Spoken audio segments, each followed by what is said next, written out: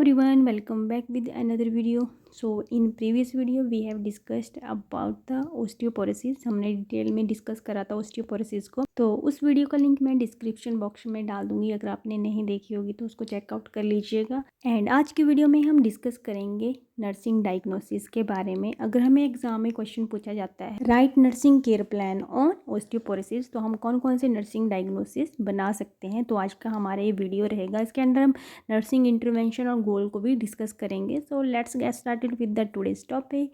तो चलिए डिस्कस करते हैं नर्सिंग डायग्नोसिस को।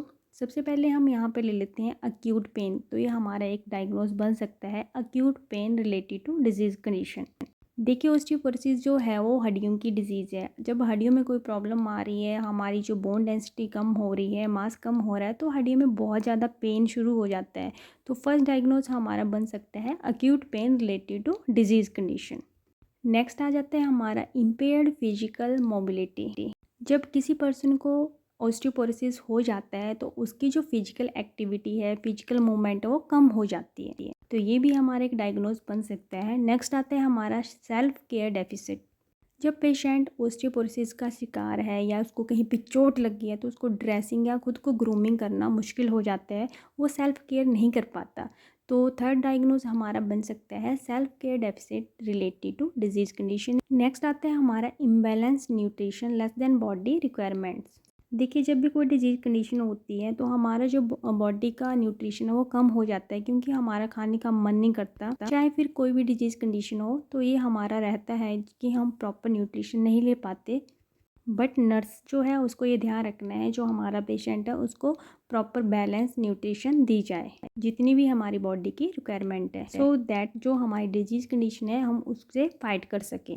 नेक्स्ट पॉइंट हमारा बन सकता है risk for impaired skin integrity.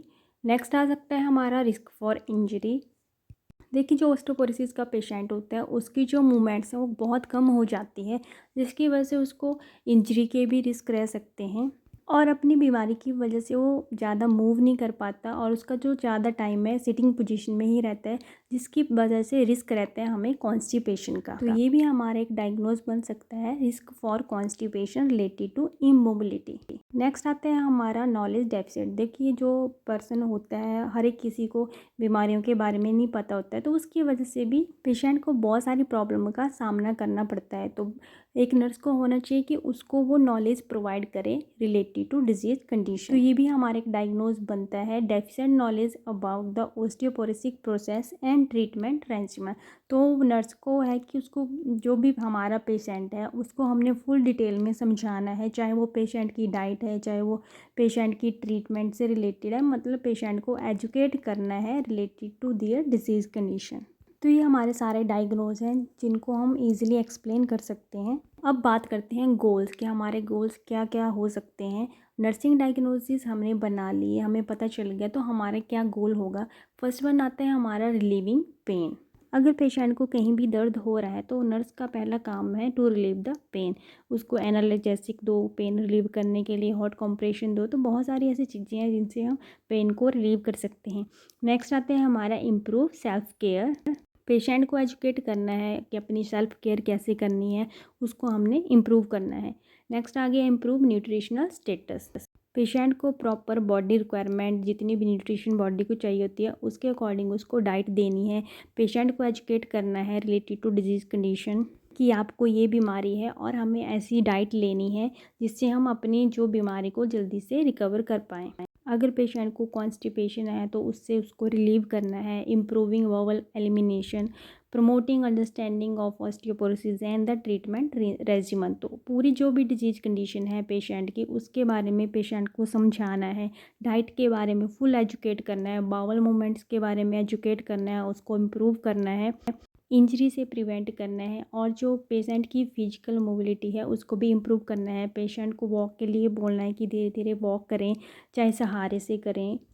अगर पेशेंट को सीवियर कंडीशन है तो हमें उसकी हेल्प करनी है फिजिकल मूवमेंट्स में, और पेशेंट को जो भी ट्रीटमेंट दी जा रही है उसके बारे में फुल एजुकेशन देनी है कि आपको ये ट्रीटमेंट दी जा रही है और इसका ये बेनिफिट होगा। अब आता है हमारा नर्सिंग इंटरवेंशन। वैसे हमने गोल्स के साथ साथ नर्सिंग इंटरवेंशन को भी डिस्कस कर लिया, बट फिर भी हम एक बार इसको रिवाइज़ कर लेते हैं।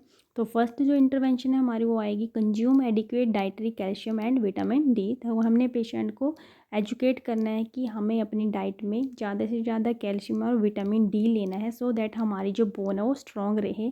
Encourage to increase level of exercise, patient को बताना है जितनी हम एक्सरसाइज करेंगे उतनी हमारी बोन्स के लिए, हमारे शरीर के लिए अच्छा रहेगा।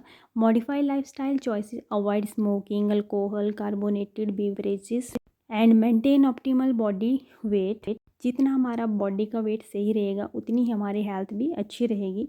And create safe home environment, adheres to prescribe screening and monitoring procedure and take prescribe medication as instruction. तो जैसे भी डॉक्टर ने प्रिस्क्राइब किया है, जैसे भी इंस्ट्रक्शन दी है, 2 टाइम खानी है, 3 टाइम खानी है, 1 टाइम खानी है, तो उन सारी चीज़ों को हमने फॉलो करना है, ये हमने पेशेंट को बताना है। तो ये थी कुछ इंटरवेंशन जो कि हमने पेशेंट को बताना है, एजुकेट करना है। So this is all about today's topic. तो ये हमारा जनरल सा टॉपिक था जिस पे हमने आज डिस्कस किया। अगर एग्ज़ाम में पूछ लिया जाता है कि नर्सिंग केयर प्लान बनाओ ऑन ओस्टियोपोरोसिस, तो हम कौन कौन से डायग्नोज बना सकते हैं।